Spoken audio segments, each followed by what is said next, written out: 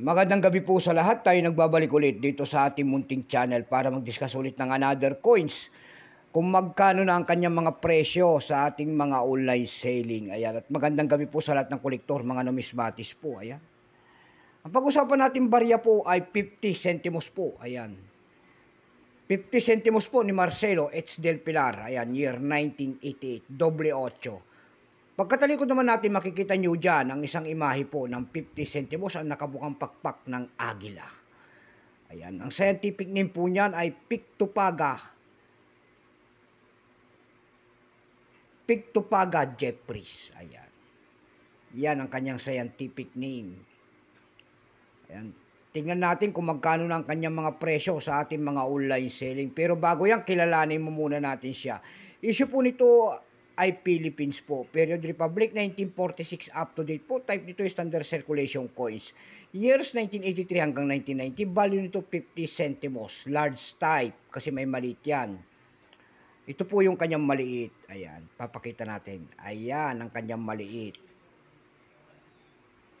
Ayan ang kanyang version na maliit. Ayan. Parehas sila pero maliit.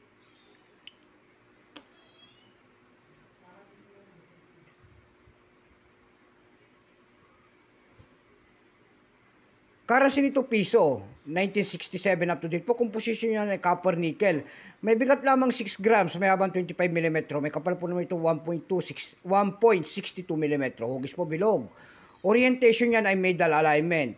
Itinigil naman ang paggamit ng Pilipinas sa barya na ito noong January 2, 1998. Number and dash 2461. Reference number KM-242.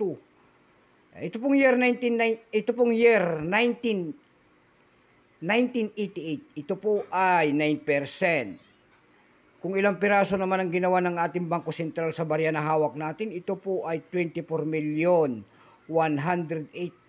piraso po. May price na rin po ito doon sa ating numista.com, kung tawagin ng ating mga kolektor. Yung kanyang verify ay 20 pesos na, yung almost uncirculated ay 75. Ang circulated po nito ay nagkakalaga na po ng 390 pesos.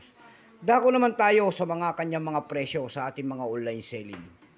Doon sa ating eb.com, nakakita tayo nagbebenta doon ng $10.95. Nasundan po yan ng $9.95. Dako naman tayo sa Carousel PH, kung tawagin nila.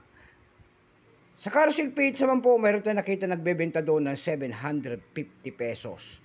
Nasundan po yan ng 200 pesos. Yung pinakamababa po na nakita natin na nagbebenta doon ay 50 pesos na po. Ayan. Pero yung mga mahal dito po, yung mga error coins dito, ayan. Nasabi ko na sa inyo. Ayan, wala siyang mint mark, oh. Ayan, error coins siya, mga ganyan. Wala siyang mint mark. So hanggang dito na lamang po. Keep safe po sa lahat and God bless.